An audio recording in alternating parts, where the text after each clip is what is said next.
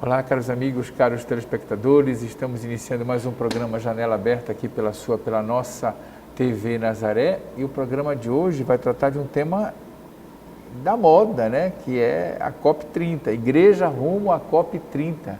É verdade, em novembro nós teremos a Conferência Internacional do Clima, COP30, e há muita gente se preparando, né, o Estado brasileiro está se preparando, o Estado do Pará está se preparando, a gente vê, anda por Belém, diz assim, Belém está um canteiro de obras, muitas obras estão acontecendo aqui na nossa cidade para a recepção dessa grande conferência internacional do clima, né?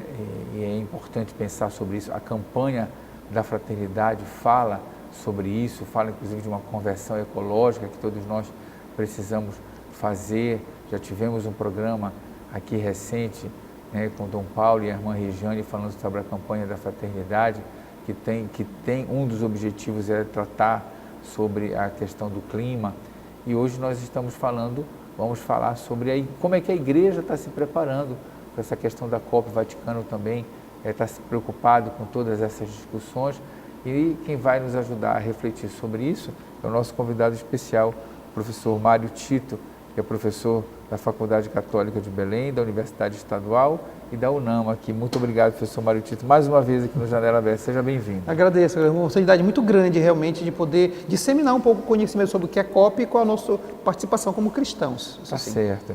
A igreja se preocupa muito com isso, né? Com essas questões ecológicas. O Papa Francisco escreveu Laudato Deum, Laudato Si, né? duas encíclicas, enfim. Agora eu queria que você falasse para nós, Mário Tito, o que é para muita gente entender, porque a gente fala COP para cá, como é que surgiu a COP? Por que essa Conferência Internacional do Clima? Qual é a importância dela? Por que falar sobre isso? Começou essa conferência a ter essa importância, ela acontece de ano em ano ou não? Como é que é isso para nós? Muito interessante a pergunta para começar mesmo. O que é uma COP? COP é uma conferência das partes. É por isso, Conference of Parts, em inglês, conferência das partes. Que partes são essas? Os países que se comprometeram junto à ONU de trabalhar para mitigar os efeitos das mudanças climáticas. Então, em Belém vai ser o número 30, ou seja, assim, 30 COPs, todo ano tem.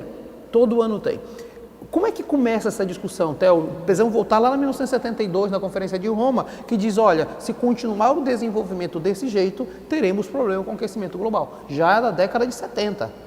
Na década de 90, aqui no Brasil, teve a Conferência do Rio 92, chamada ECO 92. E se disse, olha, nós estamos chegando a um limite. Se continuar, ou a gente propõe um desenvolvimento sustentável, ou continuando assim, o planeta vai virar uma bola de fogo em poucos anos. Beleza.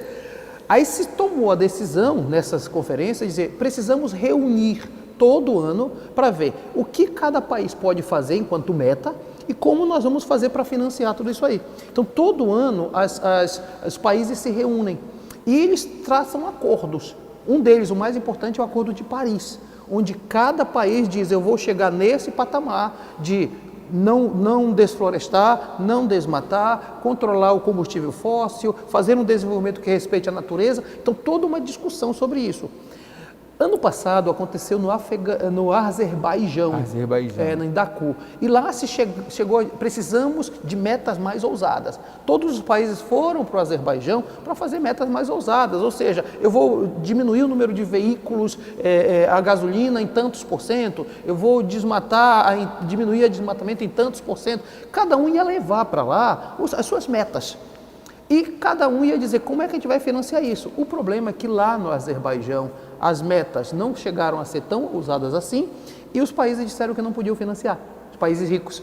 E aí disseram, em Belém a gente resolve isso. Então a conferência agora de Belém ela é muito importante, porque vão vir países do mundo todo para cá, representantes diplomáticos, presidentes de países que vão vir aqui em Belém para tomar essas decisões. A COP é uma reunião fechada de presidentes e chefes de Estado. Agora, ao redor da COP, acontece uma série de eventos envolvendo empresas, sociedade civil, organizações não governamentais, que vão fazer eventos paralelos a isso. Mas a reunião da COP ninguém entra. Ah, ninguém entra? Não, ninguém entra, são só... É filmado, não? É filmado, mas ninguém pode entrar. Não é que todo mundo pode falar, eu quero entrar na COP. Não pode. Não é um estádio de futebol que eu vou assistir uma partida. Que pudesse entrar. Então, assim, são chefes de Estado que se reúnem. Então, é uma grande reunião, como se fosse uma reunião da ONU mesmo, só que em Belém. Por isso, a importância de você reservar um espaço da cidade para essa conferência, que é lá no Parque da Cidade, ali na Júlio César, próximo ao hangar e tal. Então lá vai ser, ao redor, vai ser tudo bloqueado para esses eventos paralelos. Então, por exemplo, vai ter um evento próprio da FAO, por exemplo, da OMS, do Greenpeace e de outras instituições. Então, cada pessoa vai poder participar desses eventos paralelos, desde que seja credenciado e tudo. Mas enquanto isso vai estar acontecendo a COP propriamente dita, a COP 30. Exatamente. E a igreja? Como é que a igreja vem participando desses eventos?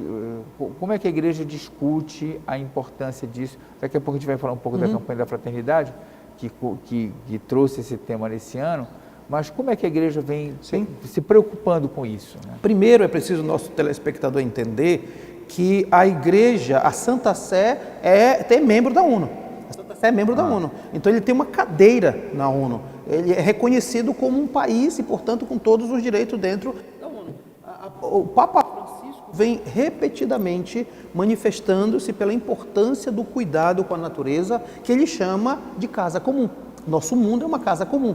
Então, essa manifestação da igreja tem trazido muitos apoiadores de vários países, porque entendem que o Papa é uma autoridade no assunto, uma autoridade moral. Então a igreja tem se movimentado dentro da ONU. Nas COPs, a Santa Sé costuma participar. Então ela vai também como membro efetivo da Conferência das Partes. Agora, a principal participação da igreja é tentar fazer com que nós católicos entendamos, primeiro, a urgência do problema. Segundo, entender que isso tem tudo a ver com a nossa vida cristã. Porque se nós entendemos a casa comum como uma criação, a gente precisa entender que é sinal e mensagem de Deus. Então eu não vou deteriorar. Então essa segunda, a igreja vem trabalhando muito nisso. E terceiro, a igreja vai fazer uma série de eventos ao redor, antes e durante a própria COP, como uma forma de dizer, nós também, como crentes, como fiéis, precisamos também ter uma ação participativa no desenvolvimento sustentável. Uma das discussões hoje, ela traz o resgate da Laudato Si. Qual é a importância da Laudato Si? Qual é a referência maior que nós temos hoje? O Papa Francisco, quando começa o seu pontificado, ele disse se chamar Francisco por três coisas fundamentais, ele dizia. Pela pobreza, então pensar a igreja como pobre, pela percepção da criação pela natureza e a percepção da importância do mistério da encarnação. Então, quando ele pega o nome Francisco, ele já começa a dizer, o meu pontificado será nessa direção. Quando ele escreve a Laudato Si e depois a Laudato Deum, ele está fazendo uma reflexão de modo tal que eu não vou cuidar da natureza porque ela me fornece coisas. Eu vou cuidar da natureza porque ela faz parte da própria criação de Deus e, portanto, da minha humanidade. Até eu acho que a principal contribuição da Laudato Deum e da Laudato Si é pensar que a ação econômica não pode estar acima da ação do próprio ser humano. Então, tem que repensar o que é o ser humano. O Papa Francisco escreve, o que é o humano? O humano não se esgota na minha identidade. O humano, ele vai além de mim. É a minha relação contigo, é a minha relação com a sociedade, é a minha relação com o mundo. Então, eu não posso pensar a vida a partir só de um egoísmo. Então, ele critica muito o sistema econômico voltado para o egoísmo. Então, assim, o que é que ele pensa? Aí vem a economia de Francisco e Clara, né? O que ele chama de economia de Francisco e Clara? É uma economia que tem que estar a serviço do ser humano e não a serviço do lucro. Então, quando eu penso uma nova economia, eu tenho que pensar na minha nova relação com o meio ambiente. Não mais uma relação de exploração, mas uma relação de guarda, de guardião, de cuidador. Aliás, se a gente for retomar lá atrás, lá no livro do Gênesis, o homem é colocado como cuidador, não como depredador. Então o Papa Francisco traz de volta isso aí. Então ele critica os modelos econômicos predatórios para dizer o critério de saber se esse modelo econômico é justo ou injusto, moral ou imoral, é se ele está cuidando do ser humano ou não. Todos os países vão participar ou não? É a conferência para todos os países? A ONU hoje tem 194 países membros. O que acontece? A grande maioria, em torno de 190, são signatários da COP, porque não é obrigatório você ser da ONU participar da COP, não é uma coisa, você tem que manifestar vontade. 190 países fazem parte desse movimento chamado COP, porém, nós já estamos sabendo que muito provavelmente os Estados Unidos não virão. Isso que eu te perguntar, o presidente Trump, como é que vai ser? O presidente Trump, assim que assumiu, disse: eu não quero mais saber do Acordo de Paris, que eu falei agora há pouco. O que é o Acordo de Paris? São os países se comprometendo de maneira muito clara às metas que vão acontecer. O presidente Joe Biden, antes do Trump, tinha se comprometido a diminuir o número de veículos movidos a petróleo, etc. e tal, gasolina, e inclusive uma política dos Estados Unidos. A primeira coisa que o Trump fez foi: não quero mais saber dessa história de veículos limpos. Não, quem quiser usar carro a petróleo pode usar gasolina e tal, não tem problema. E depois ele sai do Acordo de Paris. E já disse que ele não tem interesse algum em discutir questão ambiental, porque ele diz que ele, nos Estados Unidos, não precisa dessa discussão. Então ele já deu um indicativo que não virá para a COP30. Ora, a ausência dos Estados Unidos é grave, porque quando a gente fala em financiamento, um dos grandes financiadores de todo esse movimento são os Estados Unidos. Então, quando você sai, você não é apenas um país que sai, é um monte de recurso que deixa de vir para ajudar nessas iniciativas. Então, a COP30 vai passar por esse problema, porque os grandes países vêm, mas os Estados Unidos provavelmente não vêm. Então, ao não vir, é ao mesmo tempo uma crise, mas uma janela de oportunidade, porque aí você pode pedir para os outros países engajarem-se muito mais dentro dessa perspectiva. É uma oportunidade de aumentar a cooperação internacional. E por ser uma COP30 na Amazônia, tem uma diferença? Eu acho que faz toda a diferença. Foi um dos grandes acertos do governo brasileiro, foi a gente pensar numa COP num bioma que é central no equilíbrio climático do mundo. Então, pensar a Amazônia significa você pensar... A COP não é de Belém, a COP não é da Amazônia, mas a COP é em Belém e na Amazônia. Isso significa dizer que é uma grande oportunidade de pensar biomas frágeis. Se é verdade que a Amazônia colabora com o equilíbrio climático, é também verdade que a gente não pode pensar o equilíbrio climático apenas como floresta, fauna e flora. Então, qual é o grande legado que eu acho que pode ficar da COP, e a preparação a ela é importante? É pensar que floresta, Theo, não é mais o coletivo de árvore. Floresta é o coletivo de vida, porque não é só árvore que compõe a floresta, é todo um bioma equilibrado entre seres humanos, animais e tal. Então, trazer para Belém essa discussão é uma oportunidade de você olhar mais para o ribeirinho, para os povos indígenas, os povos originários, pensar em movimentos sociais que trabalham na soberania alimentar, por exemplo. Então, assim, é uma oportunidade de trazer uma COP e criar uma cultura socioambiental na região. Muito bem, e é isso que é importante mesmo, trazer essa discussão, porque muita gente pensa assim, mas vai para Belém, por que não vai para uma outra capital mais poderosa? É justamente esse o pensamento, nós temos que ir para os locais onde há necessidade de discutir os biomas, para que você veja os problemas, veja o problema do lixo, veja o problema dos povos originários, veja o problema onde as pessoas vivem, né? Porque senão a gente sempre vai ir para os locais onde não há esses problemas, né? Tá certo? A gente vai para o nosso apoio cultural e voltamos daqui a pouquinho. TV Nazaré, Amazônia falando para a Amazônia.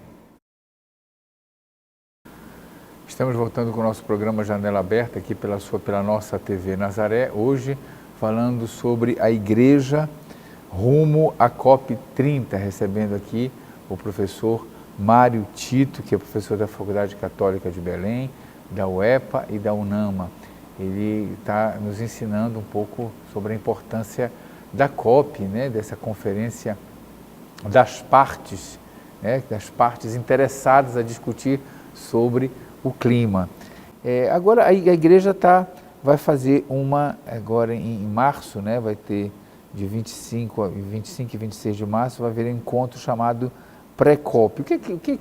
Como é que a igreja está pensando nisso? A CNBB está fazendo, quantos encontros vai fazer? A partir dessas indicações que o Papa Francisco vem dando, cada conferência episcopal no mundo tratou de fazer toda uma discussão a respeito da questão ambiental. No Brasil isso é muito forte, então, discutindo o fato que Belém cedia a COP, a CNBB pensou em fazer uma espécie, não só de preparação, mas de você criar uma espécie de discussão maior sobre a questão ambiental, considerando que isso é uma grande preparação para a COP aqui em novembro.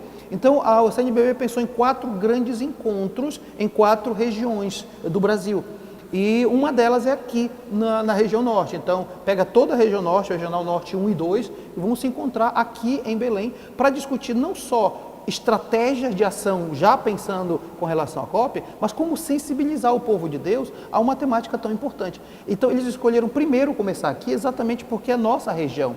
Então trazer representantes de todas as dioceses e arquidioceses e prelazias do norte do país, fazer uma discussão de alto nível, quando digo discussão de alto nível, com pessoas que são engajadas nesse assunto, cientistas, pesquisadores, ribeirinhos, representantes de sociedade civil, para uma grande discussão para dizer o que é que a gente vai fazer até chegar à COP. Então vai acontecer aqui em Belém, nesse encontro do norte do Brasil. Eu estou vendo aqui que o primeiro painel que tá tendo aqui é a igreja e seu papel histórico de profetismo diante da crise socioambiental. A igreja sempre foi conhecida, principalmente nos anos 80, nos anos 90, de enfrentar esses problemas. A igreja nunca ficou calada Exato. frente a essa situação. E nós temos aqui na Amazônia, sempre tivemos, professor, esse problema com a questão de grilagem, que a gente já falou, sobre a questão da Irmã Dorothy. Já fizemos vários programas aqui sobre a Irmã Dorothy. Faz 20 anos que a Irmã Dorothy foi assassinada. Então sempre tivemos esses profetas no Maranhão, muita gente que já nos anos 80 morreu, Padre Josimo, muita gente que já morreu, deu a vida, porque lutava por essas questões da terra, essas questões ambientais, essa questão agrária. Então a igreja sempre foi líder dessa questão. Essas questões vão voltar à tona? Sim, nessa discussão, eu estava nessa programação da CNBB, a gente fez um grupo nacional, discutimos e tal, né? E uma das coisas que nós pensamos com relação ao profetismo foi recuperar um pouco essas vozes, para dizer isso não está em contradição com a nossa fé. Ao contrário, a nossa fé cristã, ela tem uma dimensão social. Isso não por causa dos últimos dados, mas se você pega, por exemplo, Theo, você que é teólogo, pega, por exemplo, uma obra de Santo Ambrósio chamado De Nabote, ele vai discutir a questão das vinhas de Nabote à luz da questão de concentração de terra. Veja, no século IV ainda, depois de Cristo, discutindo isso. Então, a ação social da igreja, ela é uma condição natural da própria fé cristã. Na nossa região, isso na verdade se transforma em profetismo. Por que profetismo? Né? É um anúncio da nossa mensagem cristã, que é Jesus Cristo, mas é uma denúncia das estruturas que não permitem essa ação acontecer em forma de valorização da pessoa humana. Então você falava em Dorothy, por exemplo, né? É muito interessante pensar a mensagem das Irmãs de Notre Dame, que é da congregação dela, dizer, nós nascemos para ir no meio dos povos. E que tipo de povo? Lá aquele que está passando por necessidade no meio rural. Eu trabalho no INCRA, por exemplo, né? Aí eu trabalho muito essa questão agrária. Olha a grande questão da mensagem da igreja, Theo. Eu não posso pensar no equilíbrio ambiental se eu não pensar numa justiça ambiental. Eu não posso pensar numa justiça ambiental se eu não resolver os problemas fundiários, de acesso à terra, de produtividade. Então, a igreja sempre esteve presente. Eu estou lembrando aqui do grande Dom Herve Kreuter. Herve Kreuter. Um profeta em Altamira e região, que vem denunciando o tempo todo. Eu estou pensando em Dom Helder Câmara, por exemplo, né? Então, essas atitudes, elas não são novas na igreja. Elas fazem parte da própria essência da evangelização. E aí, na Amazônia, né? Exato, dentro do coração da Amazônia. Então, assim, nós que somos da região, a gente precisa entender que esse é o local mais adequado para a gente voltar a falar em profetismo. E o profetismo significa anunciar que essa criação deve ser preservada, que essa criação é sinal do amor de Deus, que essa criação deve estar a serviço dos seres humanos. E você acha que na COP vai ter lugar para essas discussões? Eu não sei se... Os povos originários, por exemplo, não vão falar sobre isso? Porque eles estão sendo... Eles sofrem demais. Não tenha dúvida. Theo, eu acho que aqui, veja, a reunião da COP naqueles dias de 11 de novembro até 20 de novembro, ela é o final de um processo. Esses povos, as conferências todas que vão acontecer, inclusive essa nossa da CNBB, elas são todas já a COP acontecendo, só que do ponto de vista da sociedade civil. Qual é o segredo? É fazer com que esses desejos, essas vontades, cheguem nas mesas dos dirigentes. Durante a COP30 aqui em Belém também vai ter um outro evento grandão, que está se falando muito pouco, que é a Cúpula dos Povos. Que já aconteceu uns 20 anos atrás, Theo, era Fórum Social Mundial, aconteceu na Federal, na UFRA. Dessa vez vai acontecer também. Qual é a ideia? É mostrar que para os dirigentes dos estados, que não pode ficar só no nível político de decisão, mas tem que ouvir exatamente esses povos. É a grande oportunidade, sim. Muito bem. Então, Agora, esse evento vai ocorrer dia 25 e 26 de março, né? Esse da CNBB. E como é que é a participação? Você não sabe? Esse é só...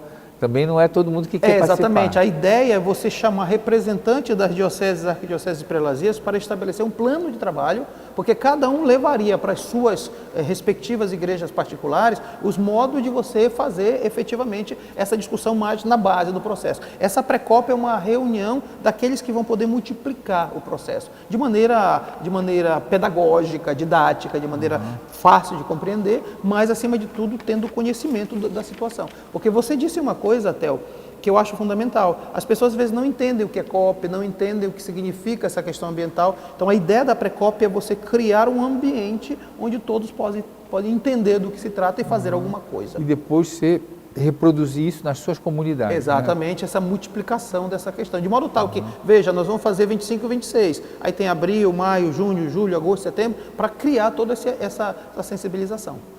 E depois vai se falar sobre crise climática e eventos extremos nos biomas. O que o pessoal fala que é um bioma?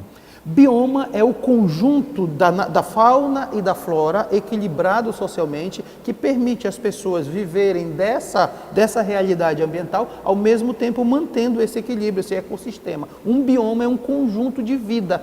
Por exemplo, a Amazônia é um bioma, o Cerrado é um bioma, o Pantanal é um bioma, ou seja, é um conjunto específico de vida de todo tipo que está naquela determinada região. Então, certo. E a crise climática, essas crises, na verdade, há quanto tempo se vem discutindo a crise climática? Desde a década de 50, quando se percebeu a poluição do desenvolvimento industrial, já se começa a dizer, caramba, essa poluição está matando pessoas. Só que depois se começou a perceber, nessas conferências que eu falei no início do programa, que na verdade o principal impacto não era nem sobre as questões mais próximas da gente, mas pelo aquecimento global. As questões climáticas estão ligadas diretamente à questão do aquecimento global, ou seja, o planeta está ficando muito quente. E isso desestrutura todo o equilíbrio climático do mundo. Então, mudanças climáticas não é apenas um fato natural, o planeta está ficando mais quente ou mais frio, mas quais são as causas dessas mudanças climáticas? E aí nós estamos chegando à causa principal, o Papa Francisco diz isso, é uma economia que é depredadora.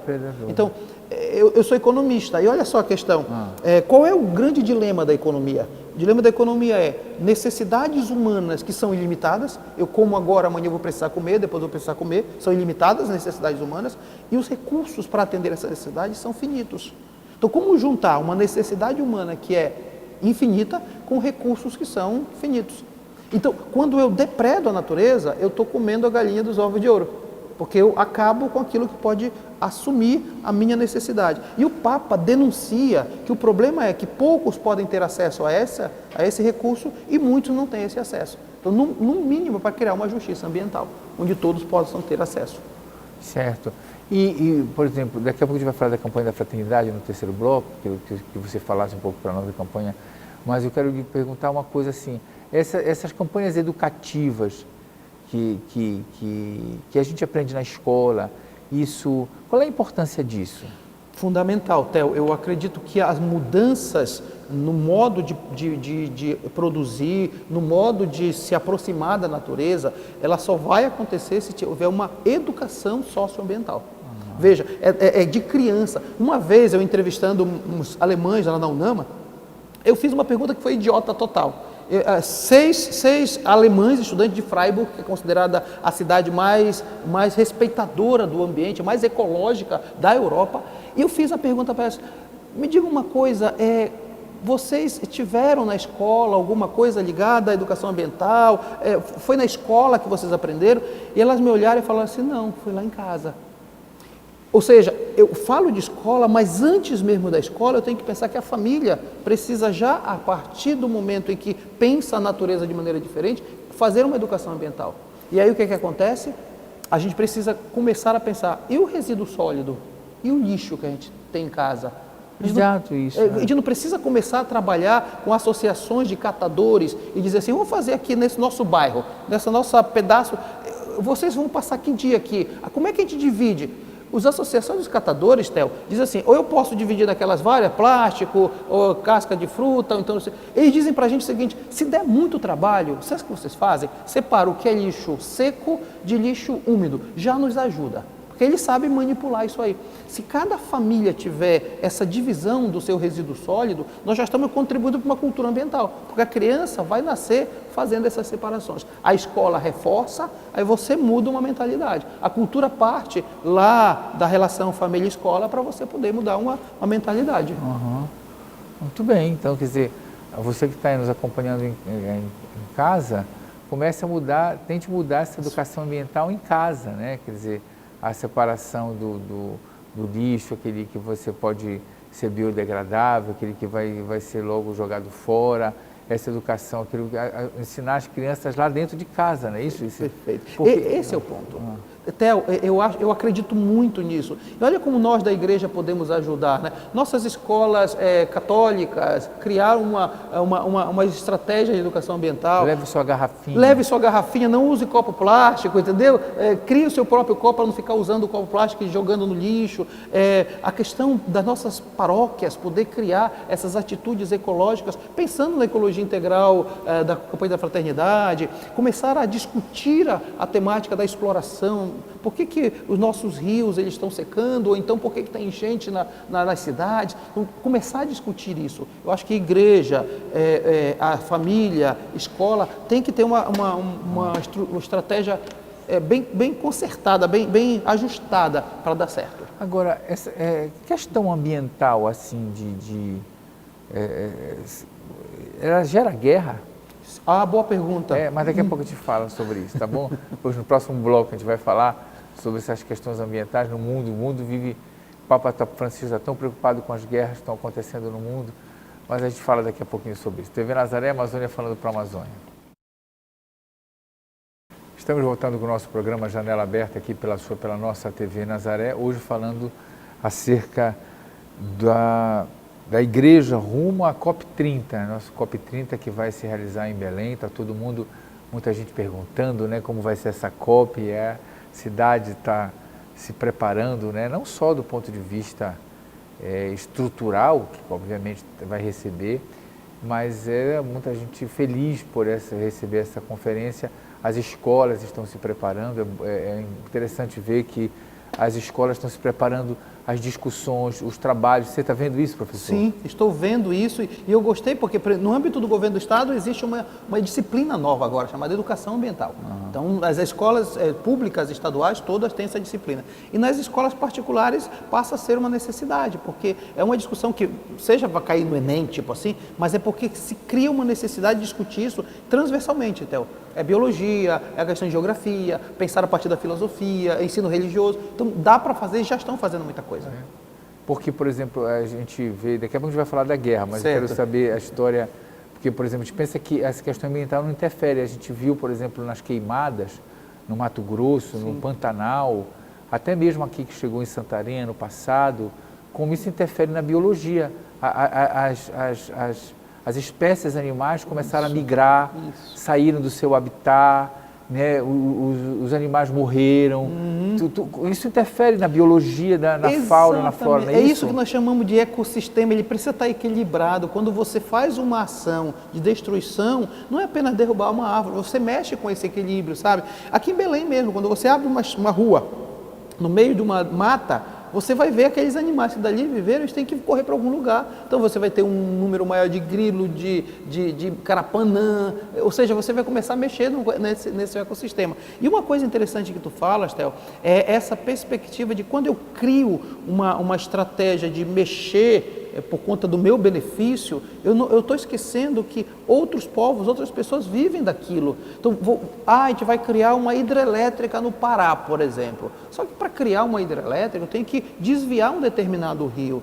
Eu vou criar um impacto ambiental que não é só para a floresta, mas para os povos que vivem daquela água que vai ser desviada. Então, assim, eu tenho que pensar que eu não posso mexer numa coisa sem ter o detrimento, aquilo que nós chamamos em economia de externalidades negativas, ou seja, a consequência negativa para quem vai sofrer esse impacto.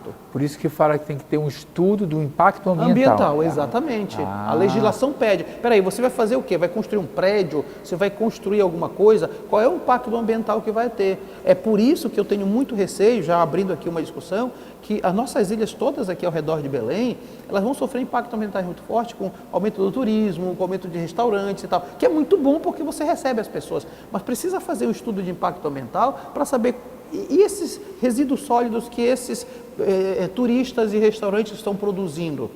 Tenha um cuidado com isso, a água que você vai beber, o sanitário, o ambiente de saneamento. Então, assim, eu não posso pensar no desenvolvimento se eu não pensar nessas questões que nós chamamos de sustentabilidade. Tem custos, né? Tem muitos custos, exatamente. Eu te deixei uma pergunta no ar, a questão ambiental gera guerra? Gera e vai gerar cada vez mais, Theo. Eu tive um professor que infelizmente a Covid levou, que você conheceu também, o professor Mário Amin. Sim. Ele costumava dizer nas nossas aulas de mestrado em economia que ele acreditava que a próxima guerra seria na Amazônia por causa da água. Porque ele dizia assim, vai faltar água potável para todo mundo. Sim. E onde nós temos água potável no mundo é na Amazônia, seja acima da superfície, como os lençóis freáticos, aqueles aquíferos grandões que temos aqui. Ele diz assim, a questão ambiental, se não for equalizada antes, gera guerra. Porque, de certa forma, se você mexe com o equilíbrio ambiental de um determinado país, ele vai atrás desse recurso natural. Outro dia eu estava conversando com meus alunos da UNAMA, em Relações Internacionais, e dizia que a própria guerra da Ucrânia, por exemplo, tem muito interesse em metais raros, que lá na Ucrânia é cheio. Tem muitos metais raros, então você guerreia com um país atrás desses metais raros.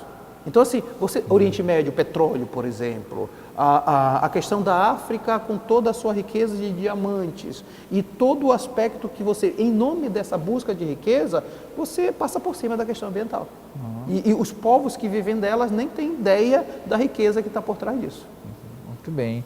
Você falou uma coisa que eu queria te perguntar ali como é que está a nossa situação de resíduo sólido, lixo? A região metropolitana de Belém sofre com isso há décadas e é muito preocupante, Theo. Lá o lixão, por exemplo, do Aurá, começamos no Aurá, o problema sério do lixão do Aurá. Agora Marituba, Benevides, a região metropolitana. Qual é o problema do lixão? É que o lixão, ele é já um termo pejorativo para dizer eu estou descarregando resíduos sólidos. É horrível esse termo. Exatamente, lixão. Ou seja, eu estou jogando mas tudo. É duro, de chão, mas tudo bem. Aí a gente usa a ideia de que lá eu vou depositar. Quando que as grandes cidades, inclusive europeias, já trabalham com a ideia não só da reciclagem, que é a ideia boa, depois na renovação, você coloca na economia circular, aquilo que é rejeito de alguma forma pode ser utilizado de outra forma e deixar para o dito lixão apenas aquilo que não tem mais efetiva utilização. Então eu acho que o conceito que nós temos, o problema do resíduo sólido começa na ponta, quando eu não separo. Na educação ambiental que me faz jogar na rua e entupir as valas, etc. Continua com políticas públicas que não resolvem o problema, apenas são paliativas. E termina com essa ideia de que eu jogo tudo no lugar, achando que isso vai desaparecer por mágica. E não vai. Então, essa questão do tipo de saneamento voltado para a utilização dos resíduos sólidos é urgente e nós temos problemas em Belém. Muito bem. E qual é a importância da nossa campanha da fraternidade? Queria tocar nesse assunto, porque às vezes a gente tem pessoas até que nem gostam da campanha da fraternidade, né? É muito triste isso. É verdade. E qual é a importância? E aqui a gente fala da importância da campanha da fraternidade. Nós estamos no tempo da quaresma, né, Theo? Estamos no tempo da quaresma e a quaresma ela é marcada por 3 grandes atitudes do fiel. É o jejum, a esmola e a oração. E a campanha da fraternidade, ela está nas 3 dimensões. Ela está no jejum, no sentido de que eu saio um pouco de mim, deixo de pensar em mim para pensar no outro. Né? A esmola é a atitude prática da ajuda. E a oração, ela se faz prática na medida que eu vejo no outro a figura de Jesus Cristo. Então, essa tríplice dimensão da quaresma me leva a pensar a campanha da fraternidade como uma grande atitude quaresmal. Ou seja, eu penso no outro e vou ajudar o outro. Só que nesse caso da campanha, o outro não é apenas uma pessoa, o outro é a criação. Então, falar em ecologia integral é pensar que tudo é sinal do amor de Deus. Então, se eu não cuidar disso, eu não estou sendo fiel à missão que eu recebi. Então, a missão de batizado, inclusive. Eu tenho que cuidar da criação. Então é muito interessante que nesse ano esteja se celebrando também 800 anos do Cântico das Criaturas de São Francisco de Assis. O que significa isso? Significa dizer que São Francisco é o principal ecólogo integral. porque ele chama a natureza de irmã, a irmã terra, o irmã rio, a irmã árvore, os irmãos animais. Então, pensar isso como irmão significa eu pensar isso como família. Então, a ecologia integral me pede para eu pensar a natureza e o mundo como uma grande família, por isso casa, né? É interessante, me permita dizer isso, a palavra casa em grego é oikos. Oikos, nomos é o cuidado da casa, é a organização da casa, economia, organização da casa. Oikos, logos, ecologia, é o cuidado das coisas da casa. E oikomenos, ecumenia, significa que essa casa é para todos. Então, uma economia tem que ser ecológica e tem que ser ecumênica. É isso a ideia da campanha da fraternidade. Eu penso a minha fé considerando a casa como a nossa casa comum, pensando com cuidado e carinho sobre isso, dizendo que essa casa tem que estar todo mundo. Então, enquanto houver injustiça social, essa casa não é de todos. E a campanha fala também de uma conversão ecológica. Exato. É esse o sentido que você está querendo dizer? A conversão ecológica, você teólogo também sabe do que eu vou dizer. A palavra conversão em grego é metanoia, mas é mais bonita ainda quando ela é vista no hebraico. No hebraico ela é shub. E é interessante, shub significa eu estou indo para esse lado e eu viro totalmente para o outro lado. Ou seja, é uma conversão total, 180 graus. Eu acho que a conversão ecológica é um pouco isso. Eu repensar os meus modos de vida, os meus modos de pensar a vida, no consumo desenfreado, na ideia de passar por cima dos outros, essa sociedade que pensa só em si, é a ideia do trabalhar apenas para ganhar dinheiro. A conversão ecológica pressupõe uma conversão pessoal de como eu vejo a vida, como eu vejo a natureza. Então, converter-se ecologicamente é dizer assim, qual é o pressuposto da minha ação? Eu estou respeitando a criação de Deus ou estou pensando só em mim? É uma forma de você viver o teu cristianismo de maneira mais intensa. Eu me converto, eu mudo de vida. Eu mudo as minhas estratégias de ocupação, de utilização da criação de Deus. E a ideia da campanha da fraternidade também é fazer cada um de nós trabalharmos de uma forma coletiva, né? Sim.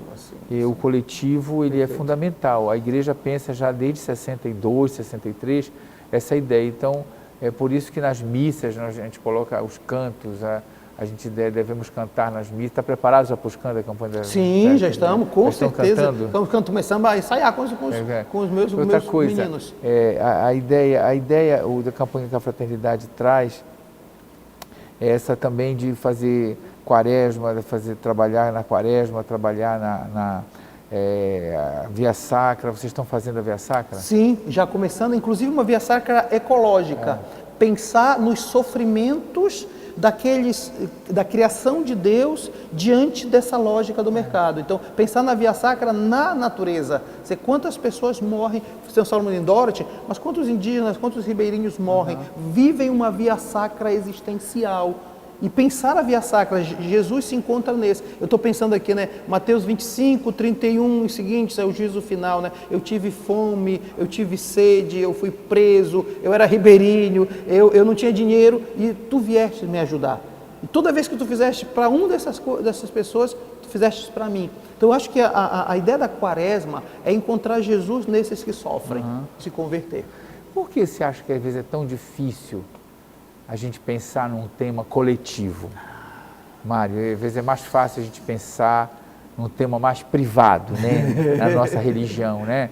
Aí eu, comigo mesmo, eu deixar de comer uma carne, eu deixar de comer, eu rezar um terço, eu me acostumar a uma religião mais individualista e às vezes eu não gostar mais de temas coletivos, pensar no outro, no problema do outro, como é que esses temas, muita gente se desagrada um pouco com esses temas mais sociais, digamos assim. O Papa João Paulo II, quando escreveu uma das suas encíclicas mais bonitas, Fides et Ratio, ele falava da ideia de que a fé e a razão devem caminhar juntas para chegar até a verdade. E ele dizia nessa encíclica que o homem não é homem somente como indivíduo, ele é pessoa. E pessoa pressupõe relacionalidade. Eu não sou eu sozinho, eu sou eu com os outros. Eu só sou eu se eu estiver junto com os outros. Essa perspectiva mais personalista, relacional, me ajuda a pensar que os empenhos sociais não são feitos apenas por um desejo meu pessoal. Eu não posso pensar na religião como algo intimista. Eu vou para a missa, eu cumpri, carimbei carimbei meu compromisso com Deus, carimbei. Eu rezei meu texto, carimbei com Nossa Senhora. Eu tenho que pensar naqueles que efetivamente não tem nada, aqueles que passam necessidade, são Jesus Cristo, expressões de Jesus Cristo ali. Então eu penso que a ideia da dificuldade do coletivo é que nós vivemos numa sociedade do individualismo, Theo. Se eu pegar a raiz da palavra indivíduo, a palavra indivíduo em latim, indivíduo, significa alguém fechado em si mesmo, mas é uma espécie de bolha fechada. Esse é o indivíduo. Pessoa não, pessoa é relacionalidade, eu me relaciono. Então nós vivemos na cultura do individualismo. Nós nascemos numa sociedade que já diz, o que é que você vai ser quando crescer? O que é que você vai ser para ganhar dinheiro? O que é que você vai ser para chegar em primeiro lugar? O que você vai ser para passar no vestibular? O que é que você vai fazer para ser o primeiro lugar da tua turma?